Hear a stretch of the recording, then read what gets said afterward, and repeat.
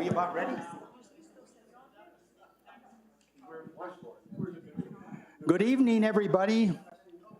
I want to welcome all of you to our public information meeting for the 4th Street project. Mayor Don Lopez, Village of Los Ranchos. That photograph you see up there was taken on November the 1st, 2019. We essentially finished our phase, we call it the first phase, of that particular project that you have driven through, many of you, I'm sure. And that was the groundbreaking, and the project is just turned out spectacularly. It's been a beautiful project. I'm going to go ahead and recognize one of our trustees this evening. I don't think there's any other members of the governing body here. Gilbert Benavides, would you please stand? Thank you, Gil. So Gil is a trustee who became a trustee, in January of 2022? I believe that's when it was. Okay, very good. Thank you very much for coming. And of course, we have an old friend in the audience. We have a former planning and zoning director, Tim McDonough.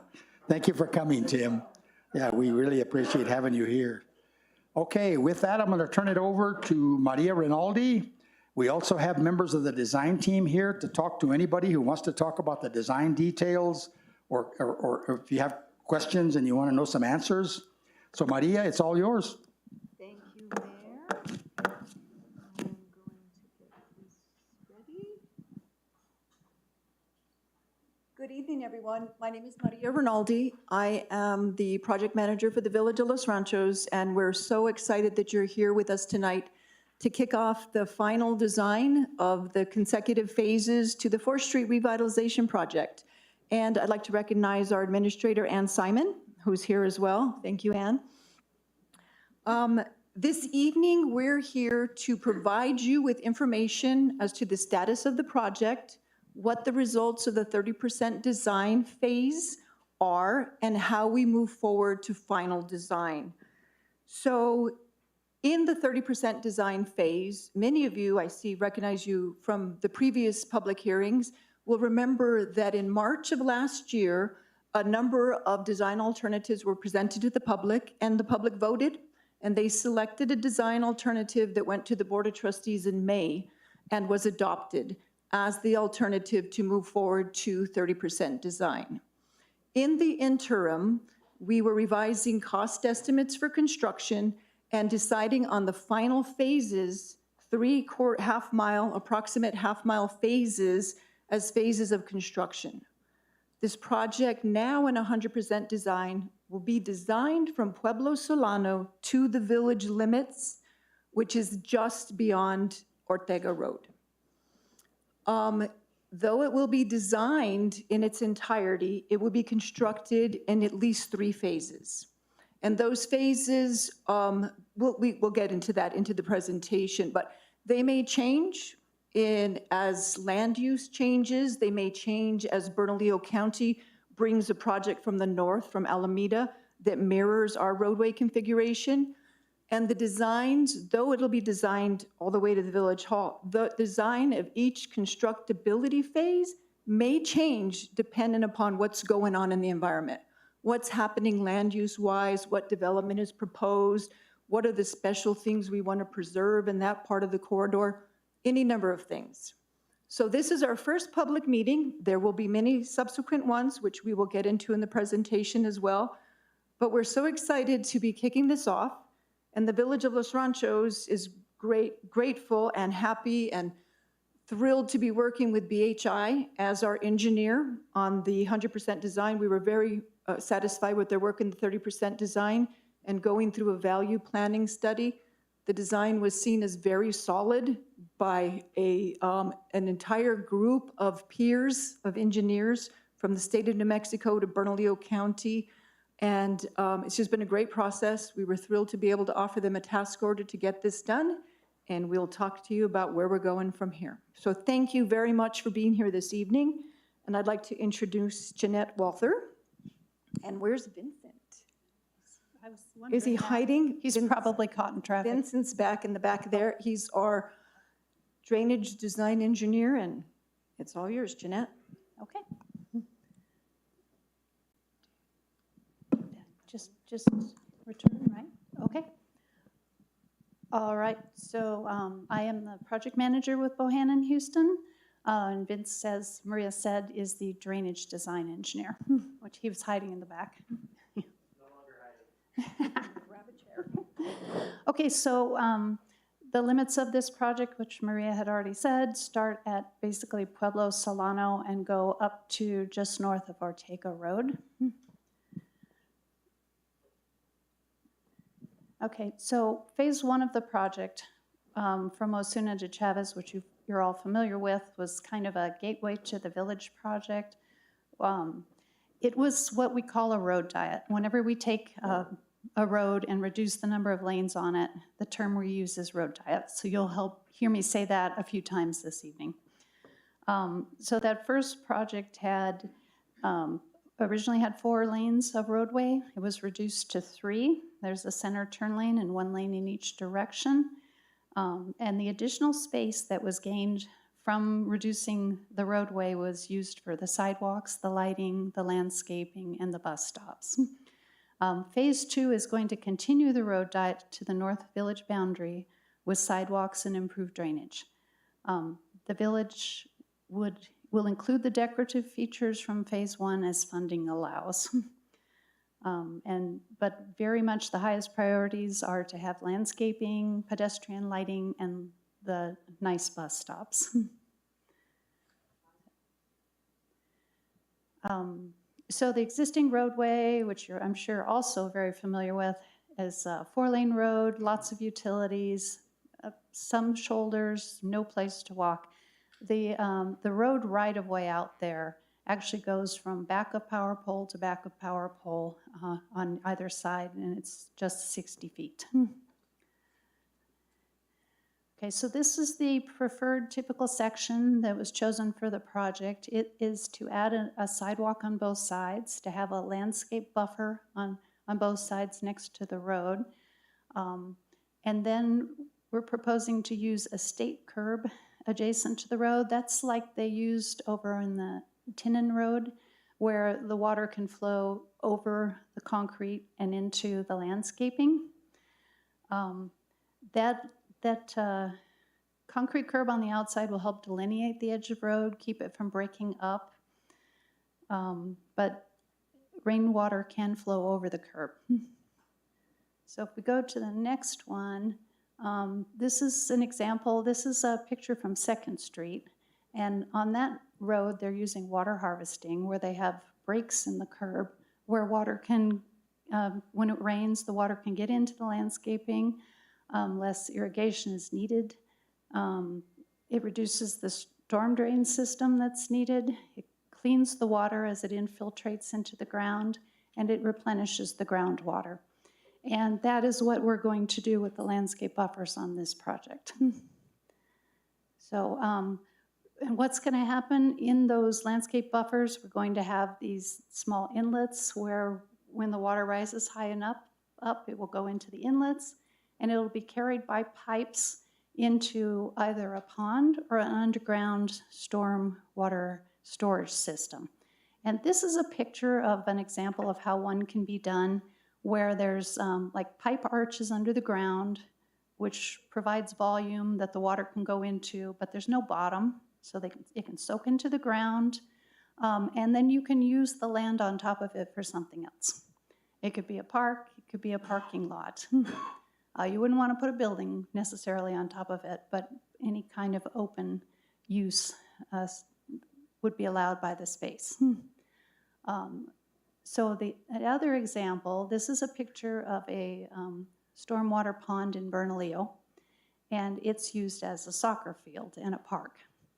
And what we're proposing on this job is to have a combination of the two, where we have open space, where we might have an open pond like this, and when in the more dense areas, we might have the underground storage and put maybe parking on top of it, or a combination of parking and a park.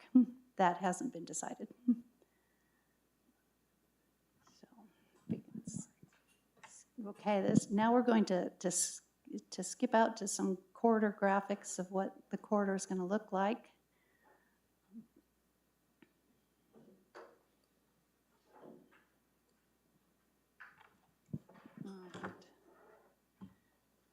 get used to using Maria's mouse.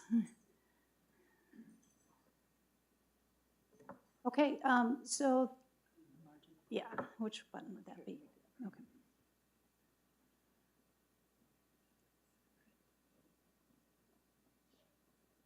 All right, that's better. Okay, so this is the beginning of the corridor near Pueblo Solano. I was looking for the arrow. There it is. I guess I have to look at it on here. So in this area, this is where the Phase 1 project ended. We're going to pick up that design and continue it. And in this figure here, the white represents the sidewalks that we're going to put in. We're going to try and tie those sidewalks into existing businesses where there's sidewalk at the businesses. We're going to maintain the turnouts to all of the businesses that are out there. The black represents the road with the yellow continuous left turn lane in the middle. And then there would be landscaping between the road and the sidewalk. I don't like your mouse.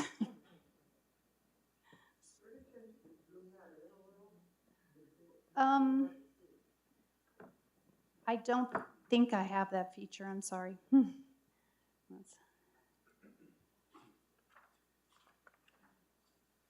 could we not provide a full-size set of that so that we'd have it here at Village Hall if anybody wanted to come look at it in more detail? Is that a possibility? We can do that, or we could provide this link. Yes, this will actually be on the website. So you'll be able to do this yourself with the link. Right, and all you have to do is grab these arrows in the middle and you can see what is underneath and what it's going to look like. So if, for example, this was your business, you would be able to see, and this is a preliminary design, what it's going to look like at that location.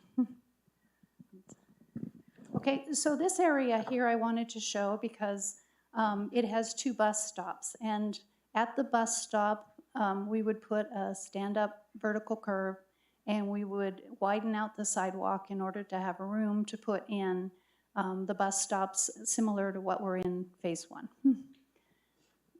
But then it would just narrow back down to a 5-foot sidewalk in all the rest of the areas.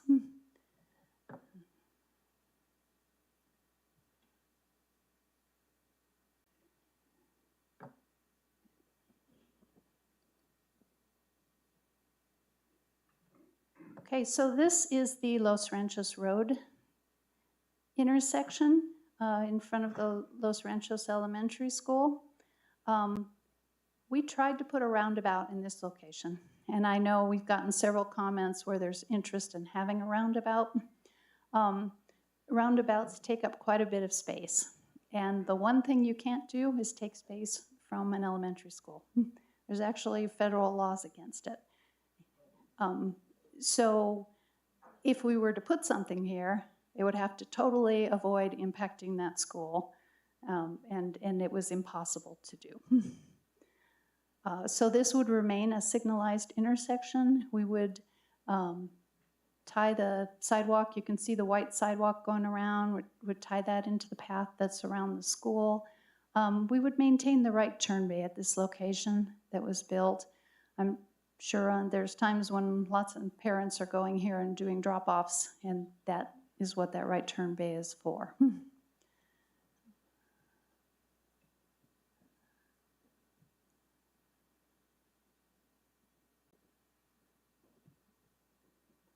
Okay, so this is the Los Ranchos, or Ranchitos intersection. We also tried to put a roundabout in this location, and the difficulty here is there is a huge power line right in the corner, right in the northeast corner, that is very difficult to move and put someplace else.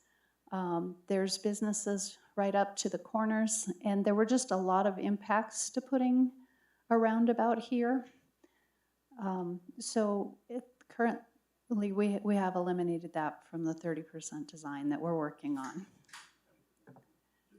Yes? Can we ask questions at this point, or? This is one of the intersections that worries me because. I think we can. Yeah, absolutely. should. So I neglected to say, I mean, the purpose of this meeting is to have public comment. So at the end of this, we're streaming this right now. People are watching it live, so it will end at 7:30. And yes, there'll be opportunities to ask questions, and if you like, we can ask questions during the presentation. But you will also have opportunity to make public comment, and anyone else, even those not in attendance, we will accept public comment on this material until 5 p.m. on Tuesday, May 30th. So yes, Mr. Craig? So this is an intersection, as I was growing up, my dad called Dead Man's Curve. Correct. Sadly. Correct. And both north and south, we have one of our deputy sheriffs that was killed there with a memorial to her. Is there a way to smooth that curve down? As this goes to 3 lanes, I realize the speed will hopefully go down. Could we mediate the turn there by bringing it to the east? So you're talking about realigning the road. Well, enough. Thank you. Enough to make that a higher speed turn, because it is sharp. It's one of the intersections that bothers me, but I think this bothers me the most in our whole corridor. And we've shown with the high-speed crashes for years, could we come further, part of it east and not as much maybe west, but. So the difficulty is then we just have to buy the 2 private properties. Okay. I'm in okay order with to that. do that. But, I think for years, it has been known as Dead Man Curve. Here's an opportunity for us to fix that. And, one life is substantial. Numerous lives that have been lost because of I don't know what that angle is, but it's apparently more severe than So, it should be. so the one thing, or some of the things we're trying to do with the road diet is restrict the width of the lane to only 9.5 feet, which will force people to slow down. I'm sorry, I'm laughing at you here because I believe you, but I don't trust the people. That is part of the idea. Yes. And I think what I observe right now is when people hit phase 1, they really slow down because it's much narrower. They do have islands. The one thing that we could consider, and we are just in preliminary design, which is a good time to get comments. We could consider putting, widening the road, flaring the road out a little bit, reducing the landscaping at the intersection, and putting an island in the middle. Because the island also, especially if you put anything vertical on it, will also look like a restriction for a driver, and it'll make people slow down. I think we need a something. I don't know what it is. But I think this, in particular, in that whole corridor is important. That's an excellent comment. And this is exactly the kind of feedback we're looking for as we leave preliminary engineering and go into final design. Thank you, Mr. Craig.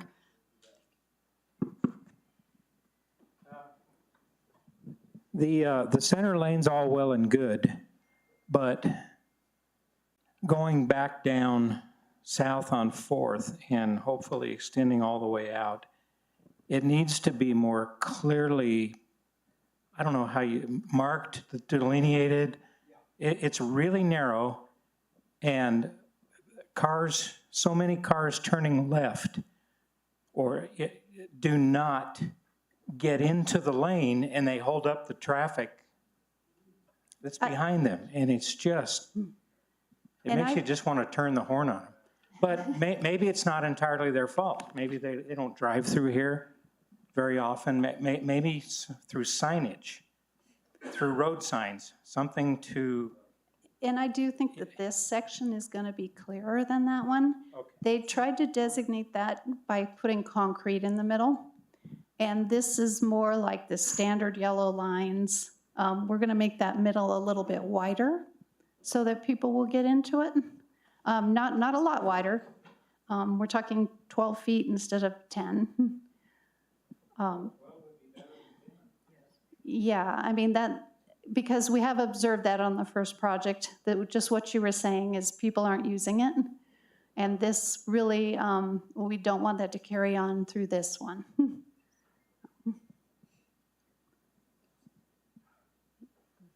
I'm confused about the picture up here. Okay, Can you, that says Ranchitos. Okay, is that picture going north? yes, So if I'm on the street and I'm going north now, right? uh-huh. Okay, why is it that you don't have a wider turning lane going left onto Ranchitos, which would go west? Because that's where the school drops off at that shopping center, and that is their drop off and pickup. And you've widened it down at Los Ranchos, which is the Los Ranchos Elementary, which does need it, but you've done nothing for North Valley Academy. Okay, good. And it's really horrendous because they have grades pre-K through the 8th grade. And so that is detrimental to that school. The Good comment. design that you have right there, which I think is important because that right there is all by quote unquote dead man's curve. Okay, thank you.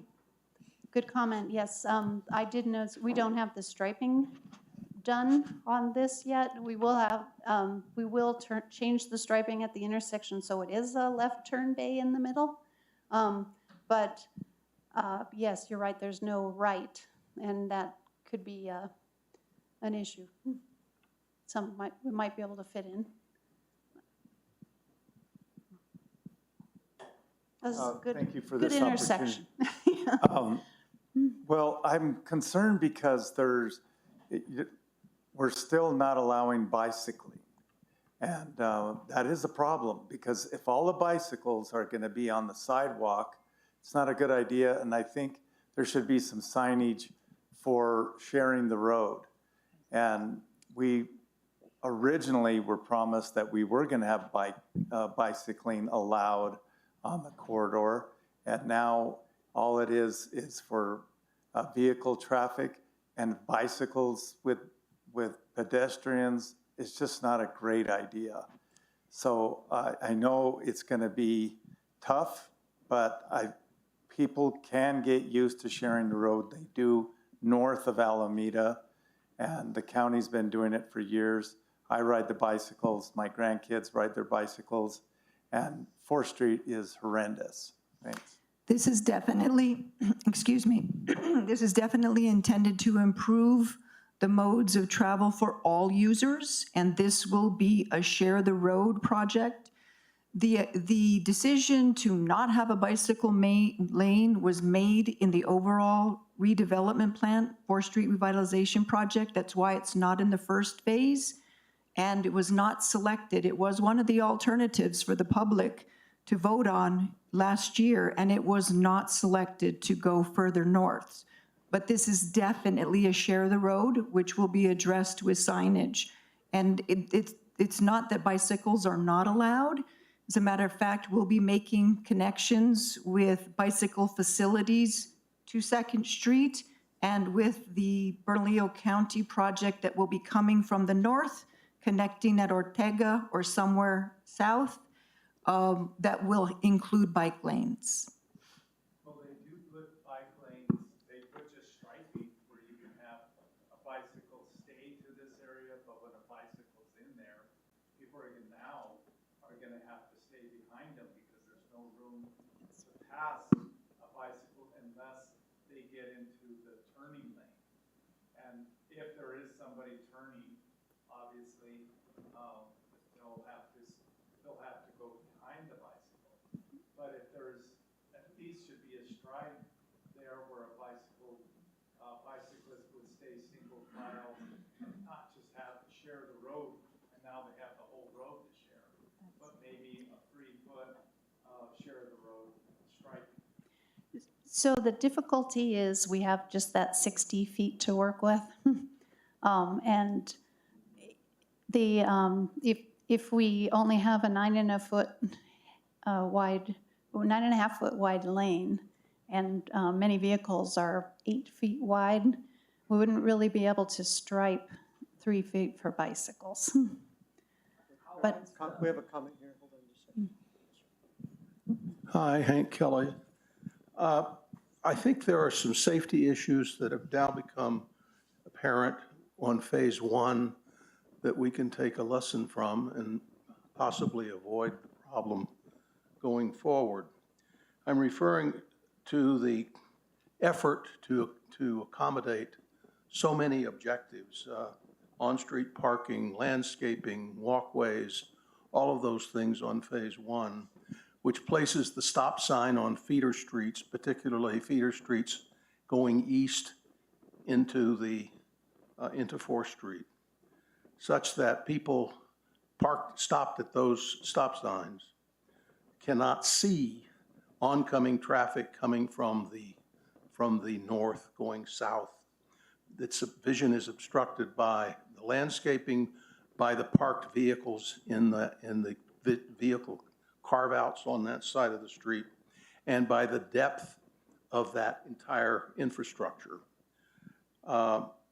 Another problem with the current design as constructed is the radii on those turnouts for the feeder streets is too sharp, such that unless one moves a larger vehicle into the going east, into the oncoming lane coming west on the feeder street, one cannot make a right-hand turn or a southbound turn without going into the center turn lane. Such that every time I use it, my big truck goes into that center turn lane, and when somebody scoots over there at the last minute to make a left-hand turn, it's almost a kiss and make up situation. So I think you need to think about the distance between the stop sign and the entrance to the road, the curb cut radius, so that it permits a better turn into the southbound lane, and how the landscaping may obstruct vision. But it's a big problem now on Phase 1 of the Phase 1 project. Thank you. So if we could, thank you, Mr. Kelly, that those observations are well noted and many, many lessons learned, line of sight, turning radius, all of that, obstructions and such, that is all being taken into consideration in the specifications of this design. We only have until 7:30, so as we go through the presentation, if you have a specific question about what is being presented, that would be great. But if you have more broad generalized comments, if you could hold that to the end, please. We will address everything as we can, but it just helps us move forward. Opposite of what you just said, a general comment, real quick, Joe Craig. Overall, I think bike lanes on 4th Street are bad. I don't like mixed bikes and high-speed intersections. I love bikes. I've got bikes. I ride bikes. But 4th Street scares me. I see the white bikes from the desks along there. I think we have 2nd Street, Rio Grande. Maybe it takes a little longer, but I think the life safety is important. Thank you, Mr. Craig. Okay. Thank you all for your comments. We'll move to the next section.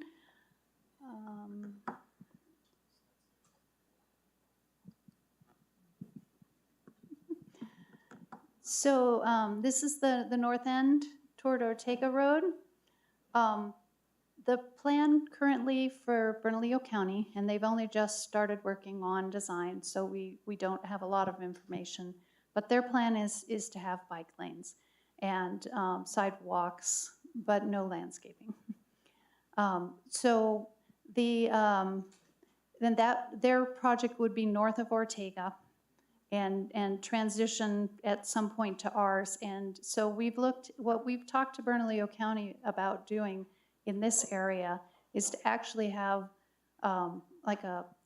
instead of landscaping on the west side, we would put a 8-foot asphalt trail.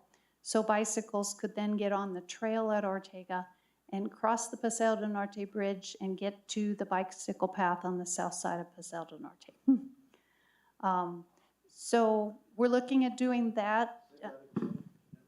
Yes. So at Ortega, on the west side of the road, which is up on this picture, we would eliminate the landscape buffer, but we would put in an 8-foot wide asphalt trail so that we have room for bicycles to ride on that trail, to be able to cross the Paseo del Norte Bridge and get to the trail on the south side of Paseo del Norte. So it wouldn't look like what you have there, it would be different from what you're actually showing? Well, in this case, the white, it is shown wider. If you just, it's kind of hard to see, but if you see that we're showing that there would be like a 5-foot wide trail on the south, sidewalk on the south side of the street. East side. I'm sorry, well, down. And then on the west side of the street, which is up, we would have an asphalt multi-use trail instead. So that, On the west. yes, so we can get those bicycles to the Paseo del Norte trail. And no landscaping feature in this area? No, we would lose some of it. And we've looked at putting like a median refuge there so that people on one side of the street can cross to the other. So. No, it would be a 8-foot wide trail, which is similar to other multi-use trails in this area. Oh, so it would be wide enough for 2 bicycles. What happened to El Pueblo? You went right past El Pueblo. No. Yeah, I mean, we went right all the way to Ortega. I'll get back to it. Yes, there's something very specific about El Pueblo. So we're not showing all sections in this, and as we continue to move forward in design, we'll be adding to this, but we just wanted to show you what the elements are going to look like and address some very specific things like this trail connection.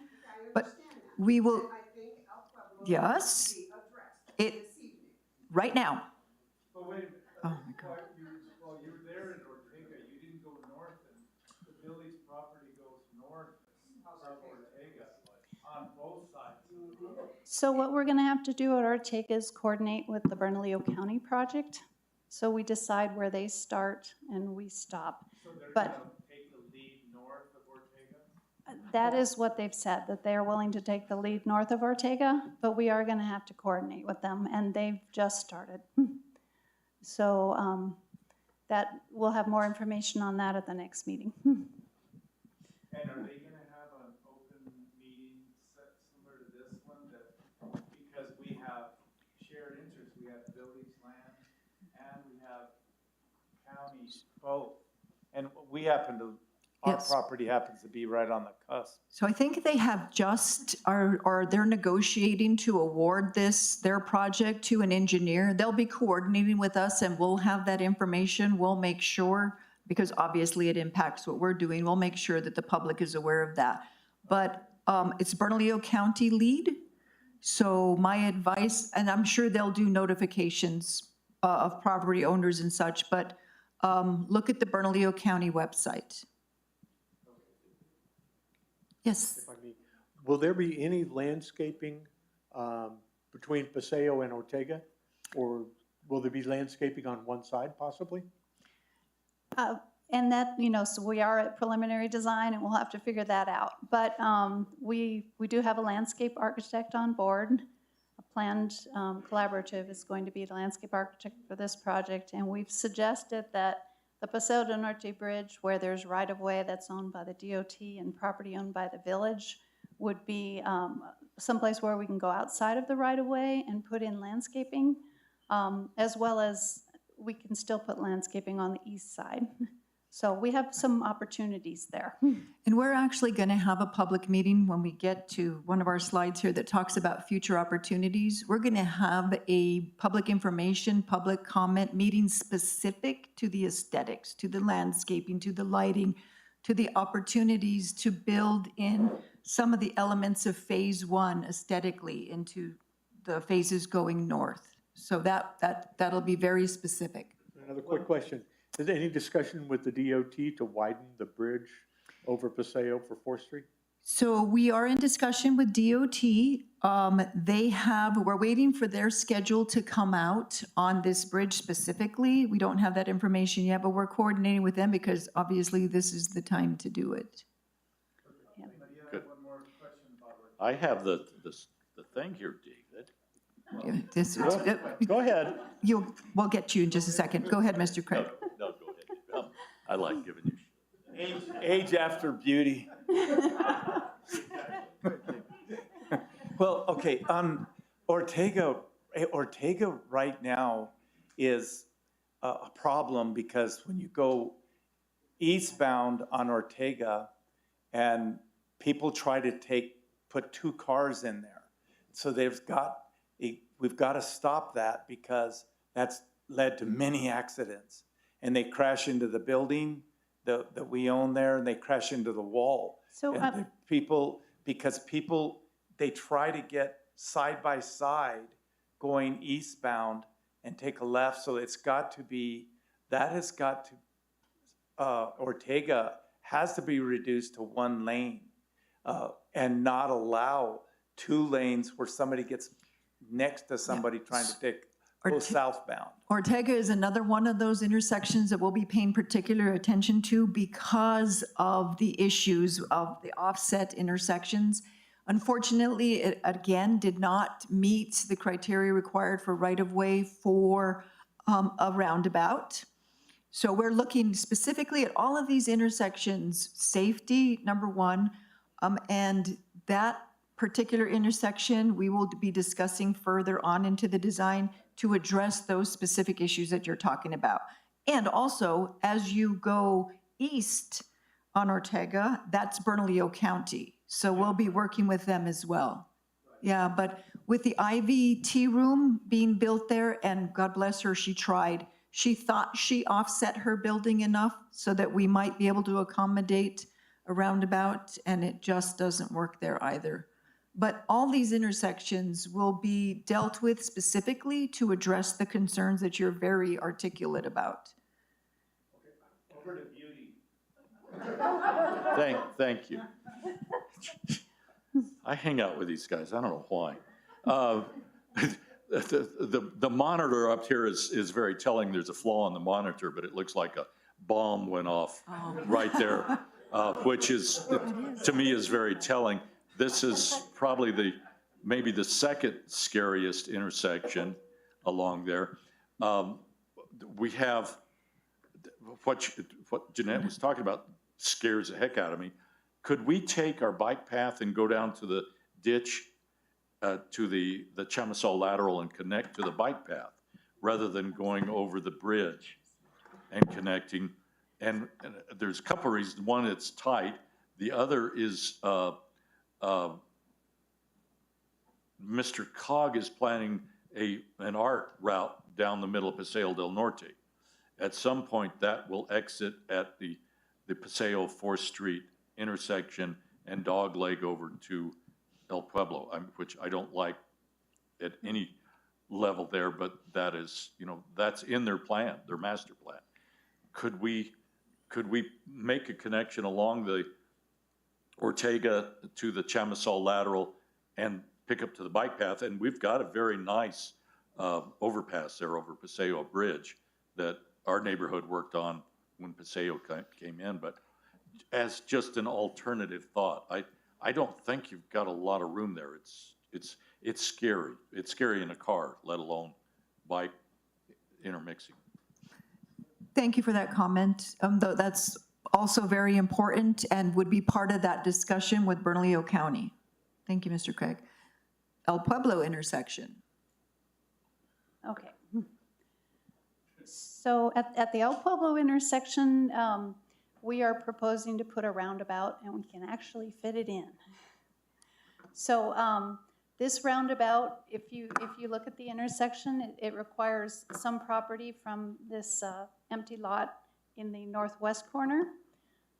It requires some property from the landscaping at the senior housing on the northeast corner, and it requires a little bit of property from the Lottaburger, which Lottaburger is waiting to find out what our design is going to be, and they're actually planning to rebuild that Lottaburger in the circulation of that parking lot. So that works out. So that's why we were able to fit a roundabout in this area. Operationally, it'll have fewer delays than sitting and waiting at a red light. It's got these islands in the middle. They're called splitter islands right at the entrance to the roundabout, where we have the opportunity to put a refuge for pedestrians and bicycles who want to walk across the street there. Bicycles only have to cross one direction of traffic at a time because they can walk across one side, wait in the middle, and walk across the other one. And then there are other safety features to the roundabout. If we can go back to the PowerPoint, I'll show you. I would just like to address something that Mr. Craig brought up as well that I thought was a really good point. Even though the termini of this project is 4th Street, village limits to Pueblo Solano, we are looking at other planned opportunities for connections into this facility and how that impacts our project and how our project impacts that. At El Pueblo, which many of you know, going east is the direct connection to the rail runner. And it is the gateway district of the Village of Los Ranchos. And though we obviously don't have the funding to address all of those connections, we will be designing sensitive to those developments that we anticipate in the future. Is this locked in, this roundabout, is it locked in, or is this open for discussion? Because, Well, there's room for discussion on everything that's being well, presented. because to me, if you're on a roundabout, they're really unsafe to walk. They're spooky because people come and they don't want to slow down because you're not supposed to. And well, you do slow down and you yield, but they're really hard to walk by, and they're really super hard to bicycle through. So I would like to see just a typical intersection there and bag the roundabout. They're really spooky for walkers and bicyclists. You can't get through them, and try it, go to Candelaria, and they're really hard. Just get on a bicycle and go south or north try it on a bike, even though there is a bike path there.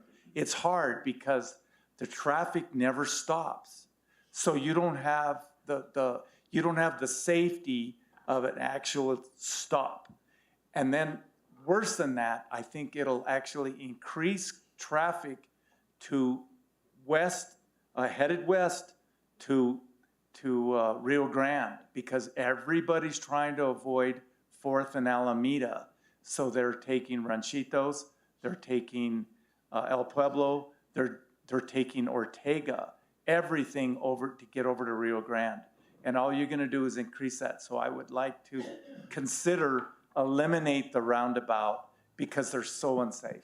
Thank you. Okay, so we have information here specifically to that. There was a study conducted by the Insurance Institute for Highway Safety and Federal Highway Administration, where they went and analyzed intersections that used to be traffic signals and are now roundabouts.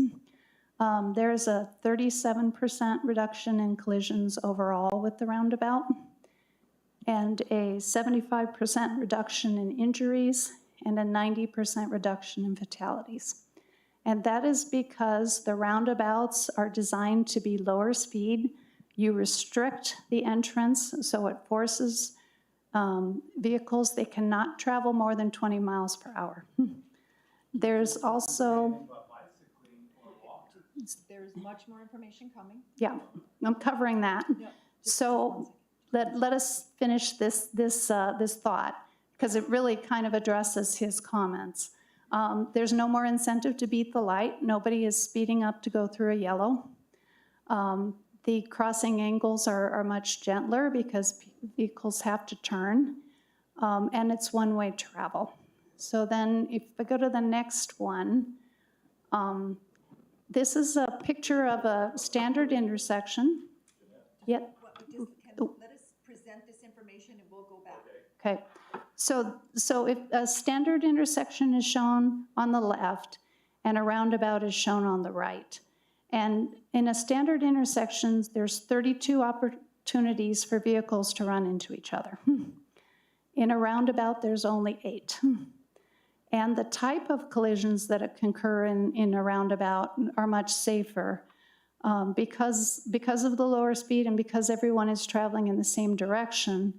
It's almost impossible to T-bone somebody, and it's impossible to have head-on collisions, which is when you have the majority of your deaths. So this is factual information that the studies have shown that there is that 37% increase in accidents, but in general, even the accidents that do occur, very few people die and few people are injured. And then because of the speed limit that we're trying to do, and then you have to design a roundabout right so that they can't go more than 20 miles per hour, or they can't make the entrance and they can't stay in the roundabout. If a car is traveling at 20 miles per hour and it hits a pedestrian, 5% of those pedestrians could be killed. If you're traveling at 30 miles per hour, 45% of the pedestrians are going to be killed. And if you're traveling at 40 miles per hour, 85% of the pedestrians are going to be killed. So by putting in the roundabout and doing the geometry correctly so that it keeps the speed limit down to 20 miles per hour, it's actually much, much safer for pedestrians. Now, bicycles are supposed to either, if they're not going to act as pedestrians, they're supposed to ride through the roundabout with the cars. And then the car has to stay, that would be right in the middle of the lane, and the cars have to wait for you and travel behind you. That wouldn't be try and ride around the edge of the roundabout. You are supposed to ride in the right smack in the middle of the lane and act as a car in a roundabout. But it's the opposing traffic that doesn't see you when you're going through those roundabouts. It's not the traffic that you're going with, but the ones that are trying to enter in, or in this case, the east and west traffic. Because they're trying to get by and they're trying to keep going, they're going to go west to get to Rio Grande, or they're coming and they're trying to get across to go to 2nd Street to get on Paseo. So What you're saying is they're not yielding to you like they are supposed to. well, they don't. Try it. All you have to do is get on a bike and you can go through the one at Candelaria. I do very often. It's frightening. It's just because, see, they're looking for a car. And when you stop, well, you're stopped, and now you have to look left or right. You never really look right when you're on a roundabout. You're looking left. And traffic is, now you're coming in and you're trying to not slow the person down in front of you, or not slow the person down behind you, and keep that baby rolling. And it's hard when you're on a bicycle, and it's really hard walking too. Another comment back there. On this roundabout, when you give these statistics, how many fatal accidents have really happened at Fourth and El Pueblo to warrant a roundabout? A roundabout costs 3 times more than a 4-way stop with traffic lights. We were told at one point that this roundabout would never happen. Now, why is this being presented as it going to be a fact at El Pueblo and 4th Street? I'm having a hard time with that. So as stated at the beginning of this presentation, this is preliminary design and nothing is carved in stone. And it has never been said that this roundabout would not occur. Oh, you best go to the last meeting on public comment. Yes, ma'am. So I don't know what that was about, but this is the first public information meeting, official public information meeting, where we're presenting the design as instructed at the May 2022 Board of Trustees meeting. So this is the official information. So, One in February, you said at that meeting that you had one a year before in February. It was in March of Can we 2022. go back to the map? Yes. so, This is my neighborhood. Where, Mr. Craig, sorry, where would you like to be? The El Pueblo and Fourth. The roundabout. I mean, I live just go over off there here. and have for a long time. There you go, okay. Some comments. This is a major Los Ranchos intersection. We have the rail runner. It's tied in with the Paseo del Norte entrance exit. I like doing something with that open space there at the north, or it's not open space, it's private property. We have the mid-level entrance to the bike path just a little bit to the right, and there's property that's NMDOT that is available at the entrance to my street, Calle del Pajarito, that we could tie this in. I would like to, if we do a roundabout, I'd like to see it bigger. I think from my comment on Ortega, that we could do a bike path along the Chamisal that comes out there where the Chamisal crosses Fourth, to get away from these are dangerous intersections for cars, let alone for bikes. But I'd like to, if we do this, I'd like to see it bigger, safer, slower. The village has done a road diet on El Pueblo. I think that's worked well, but it's a major intersection. And again, NMDOT or Mr. Coggs coming down the middle of this with a bus in their master plan. Thank you for your comment, Mr. Craig. And I just want to address what you're talking about at the Paseo entrance, at the open space that connects to the trail off of Pajarito. Our administrator has secured a right-of-way agreement with DOT to make some improvements to that for this connection. So I'm sure you'll be pleased to hear that. But yes, this is a significant intersection in the village for all the reasons that we have stated. So as we move forward with design, go right ahead. Is it on? In Europe, and specifically in England, they have a lot of roundabouts, and they use something called bleacher beacons, which are offset crosswalks. They aren't in the roundabouts, they are away from the roundabouts. And often they have some kind of traffic slowing device, some kind of speed bumps or little dots on the road before you see the bleacher beacons, and they flash when you walk across or ride your bike across. It's just offset a little bit, half a block. 50 Again, feet. this is very preliminary design. All of these ideas are under consideration, and all your comments will be taken into consideration. But yes, I mean, this is very preliminary. This is to show you that we can meet the parameters to put a roundabout in this intersection. As we move forward with design, you'll see how those elements shake out. But thank you. Can you keep Comment. both designs going parallel? Because I'm definitely afraid of this roundabout. Thank you. This, and, That's and talk what Joe is, that's my grandfather's house on the northwest corner. So there'll be many more opportunities for public comment.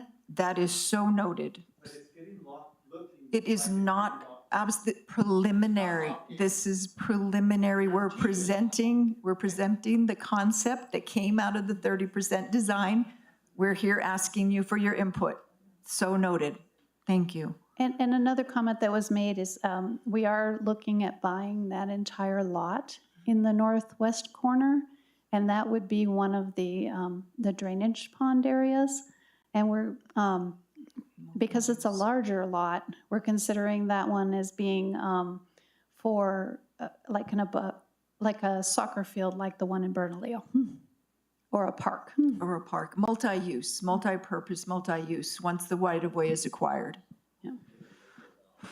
At the risk of losing all my friends, I grew up back east and we had lots of roundabouts, and I actually like them. When you're getting onto the roundabout, you only have to look to the left. And once you're on the roundabout, you only have to look to the right. So to me, it's easier. It does require, some coordination, but for what it's worth. Thank you. Yeah. Thank you for your comments. Yeah, I understand that they can be intimidating and my partner hates them. So we're 50-50 in this household. That's why we're taking the comments. So, and roundabouts don't cost 3 or 4 times as much as the traffic signal. Nowadays, a traffic signal, an improved signalized intersection is running $1 million. We can easily build a roundabout for that or less. No.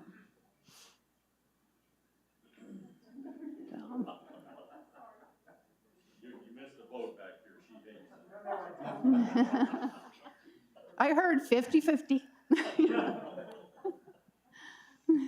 So as we stated a couple of times, there'll be many opportunities for public input, public information, and soliciting a public comment. Again, we encourage you, if you have additional comments after this meeting tonight, that we have boxes where we have comment cards. Encourage your friends and neighbors, other people with interest in the village to comment. And we are taking comments relative to the information provided tonight until 5 p.m. on Tuesday, May 30th. But there will be, and it looks like it's probably going to be in July now, there's going to be the public information meeting with the landscape architect to talk about the aesthetics of design. There'll be a public information meeting that's at about 60% design, Jeanette? Yes, just after 60. Just after 60% design. We are going to have a property owners open house. It'll be property owners and tenants, people who have an immediate adjacent impact from the project. And then at 90% design, there'll be another public information meeting. And we anticipate taking this project for final plans and specifications and approval by NMDOT in the fall of 2024. Can I ask a question? What is the deadline on the 30th about? How come? That's just so that we have the time to take into consideration these comments relative to this information before we continue to the next phase of design. Okay, and the other question is, why are we only opening up those comments to the property owners who were adjacent to 4th Street? Everybody in this room is impacted. No. There's one specific meeting that will give property owners the opportunity to look at this and the immediate impact on their property line. And that will be, where's your mailbox gonna go? Where am I gonna put my trash can out? What's my driveway access going to be? Here's my survey that shows my right-of-way. How are you, those very specific impacts and questions of adjacent property owners. But all of these are all open to, they're all public information meetings. It's just that's an attempt to reach people specifically. Yet another beat. 4th Street, can we start thinking about nightlight? I mean, it's crazy. Turn the lights off when you live by there like I do. all you see is these lights. And we were supposed to have lights down where we need them, but not up in the sky. And they're a wreck. Go out there in the middle of the night. Mr. Montoya, we're not here to discuss the first phase. I mean, that's something, and that's not going to happen in the second phase. That's not going to happen. So those design issues in phase one, we're moving forward, and the aesthetics meeting is to specifically solicit comments from the public as to what they would like to see in these phases. And you can compare it to phase one, but any issues with phase one now are not part of this process. And you're welcome to discuss those at any public information meeting, but this is specific to going north. Thank you. Yes, ma'am. Yeah, I am, I'm north of Ortega, but I'm still in the village. So impact to my property basically would be with the county, be later on, right? Madam, if you are in the village, you will be invited to this meeting, as well as I'm sure right. Bernalillo County will invite you as well. Right, I was just, Yes. curious, what I'm going to be dealing with, how You it's going kinda to impact got me it. directly, so. Yes. All right. Yes. But what we would like to, when they're starting their design, is maybe have some joint meetings. Correct. Yeah. Yes. I gather it's a ways down the line. Hopefully not that far down the line. Okay. But yeah, they'll have some preliminary information, at least at 30% design, that we would anticipate. Great, So, okay, yeah. thank you. Yes.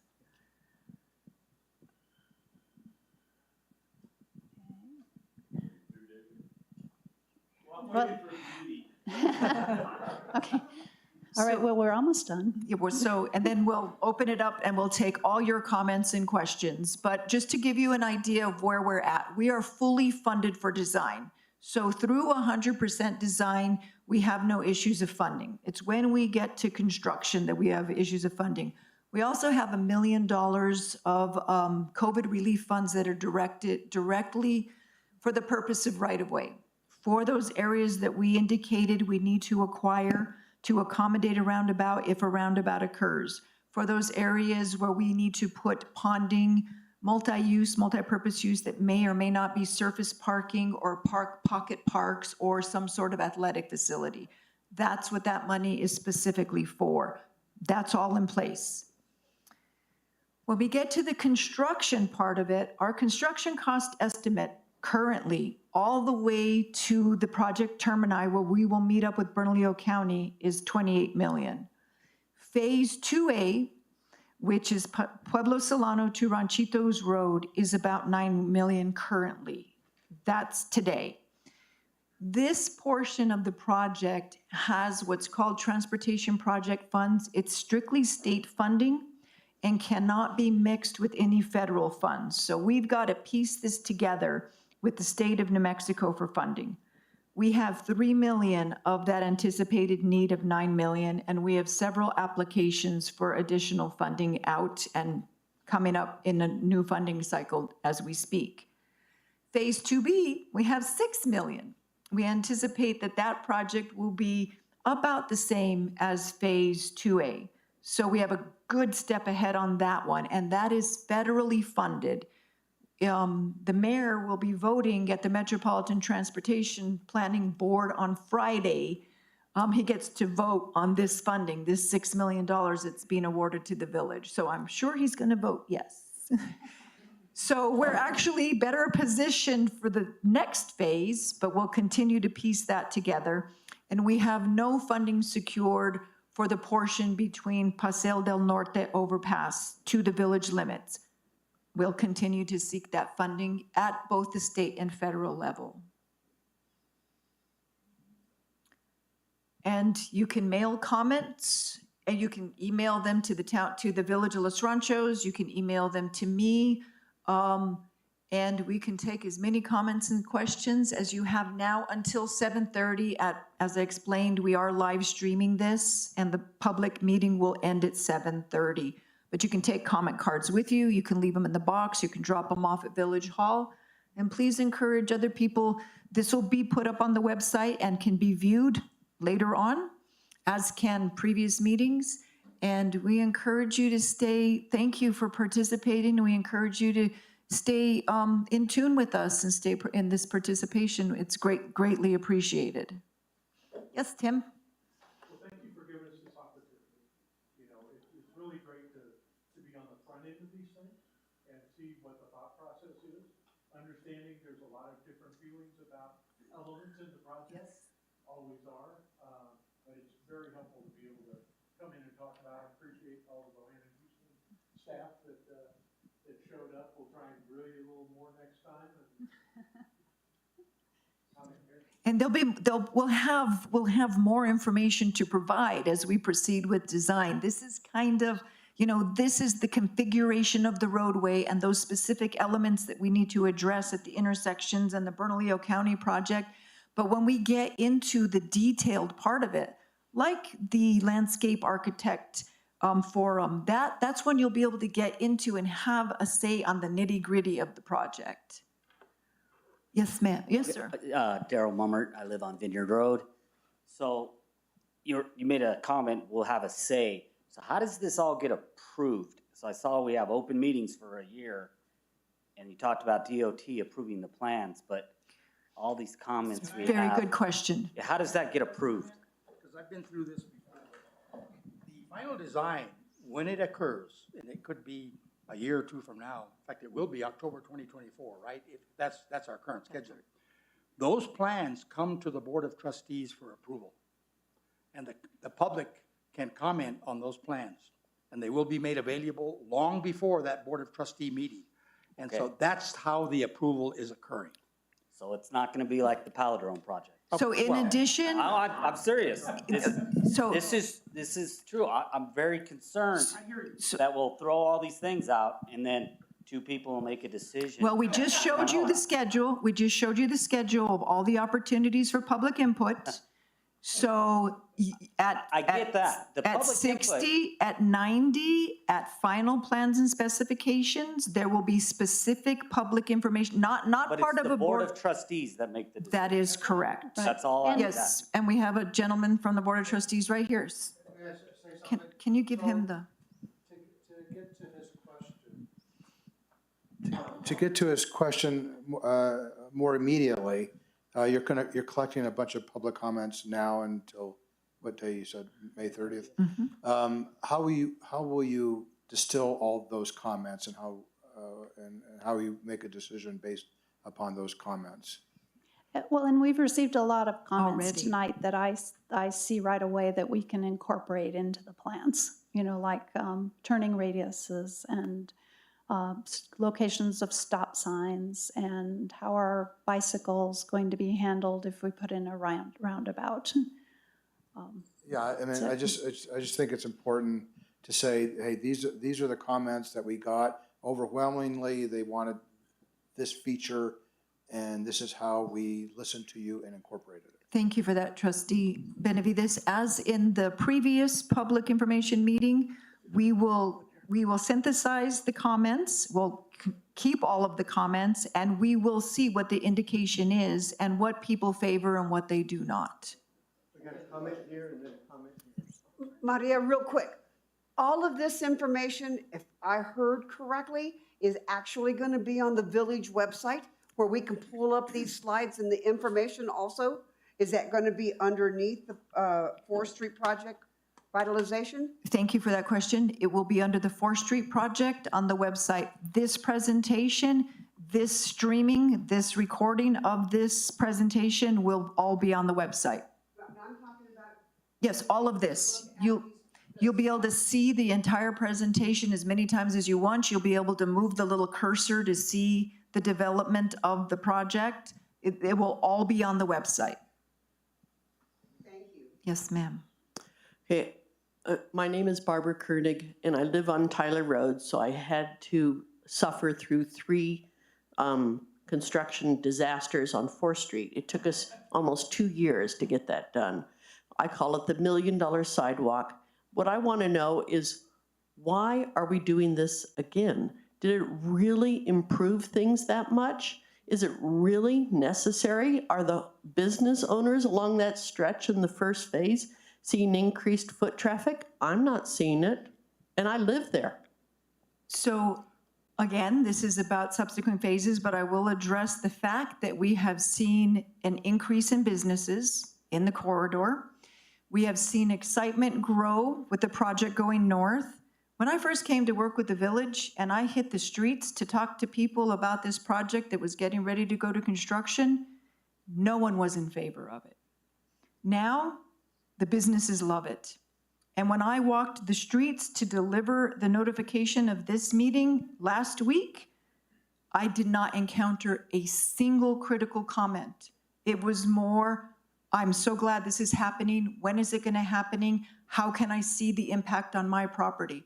So I do have to say that the general consensus is that people want it going north.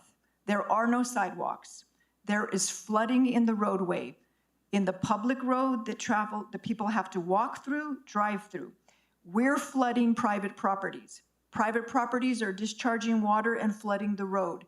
There is no amenity. You have old women sitting on the ground at the bus stop that is just a sign in a dirt shoulder. These improvements are absolutely necessary for no other reason but to provide a safe right-of-way within the village limits. Beyond that, it's what the public wants to create community, to create amenity, to create environment. But at a very basic level, it is to provide a safe facility for all users.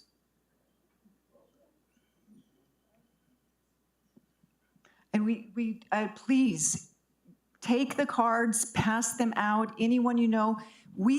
Any comment in favor of, critical of, what about this, I thought of this after the meeting, we want it all, and we will consider it all. I cannot speak to the public input that went into the first phase. I personally wasn't here, but now this is the way we will proceed with this project. That's good. That comment here and then one in the back. Go ahead. Yes, sir. Tom Donnellan, and I just want to say that this has been a project that's been in the works for a long time. Both Mayor Hooker and Mayor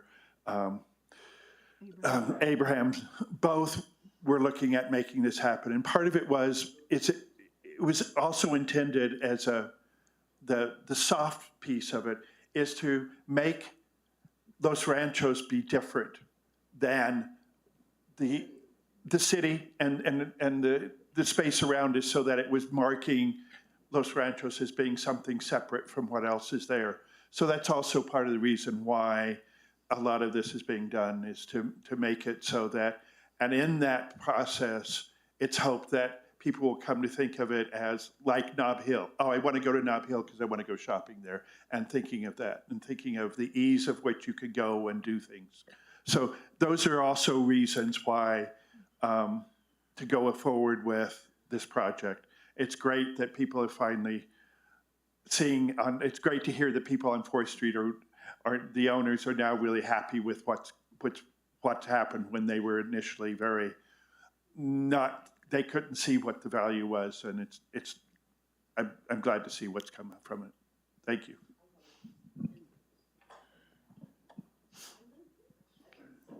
You might also address that the brick sidewalk was very expensive, and we aren't considering that going forward. We don't have the funding for that. Plus, I mean, I just have to say one more thing. It's beautiful. It's beautiful. Yeah. We can tell you that through construction, we still gained businesses. We can tell you that we have net new businesses. We can tell you that we have seen a significant increase in gross receipts tax revenue. That's the driver. That's not debatable. Those improvements to the fiscal life of the village have occurred. And this is what gives the village the opportunity to do all the other wonderful things that the village is doing. That is the generator of that GRT for this village. And when I spoke with a person who owns 4 properties between El Pueblo and the Los Ranchos Elementary, and their level of excitement at the ability to leverage what the public is investing to see an improvement to their own properties, to create gross receipts tax, that synergy is exciting to people who have properties on 4th Street. Since on-street parking was not included in this plan, what has been the planning for off-street parking as part of the preliminary design? Thank you, Mr. Kelly. You will see in next public hearings, as we move into that part of the design, the opportunities where we're looking at acquiring right-of-way for drainage system, ponding, will have parking options. One of the reasons we didn't address on-street parking in this part of the project is that most businesses have a parking lot.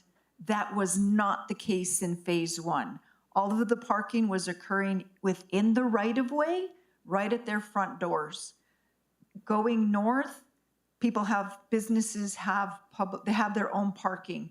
So that was not seen as necessary to deal with, but surface parking to increase the availability of parking is something we're absolutely going to address in the acquisition of right-of-way. Well, you may recall a year ago, George Radnovich strongly encouraged that there be on-street parking, and I don't agree or disagree. I'm just saying it's not, but that I just wanted assurance that you are planning where you can do public, village-owned, off-street parking so that we can encourage walking traffic and parking along that 1.5 mile stretch.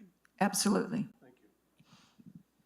Just a quick follow-up. Can you please give us do the presentation, the slide of what's happened before and after for 4th Street?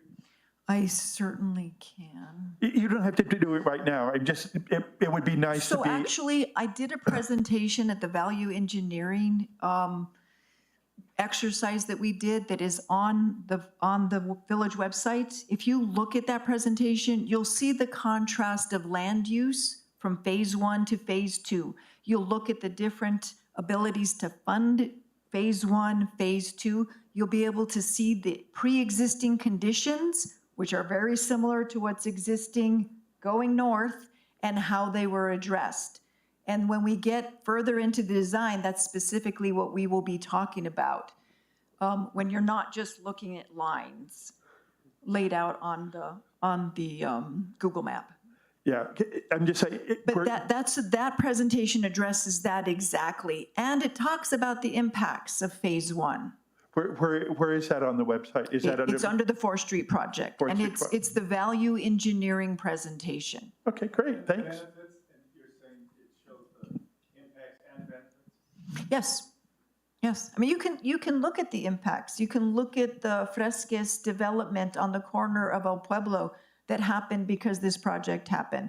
You can look at Montage Coffee that moved in immediately when IVT Room moved away. That building wasn't vacant but for a few weeks or months.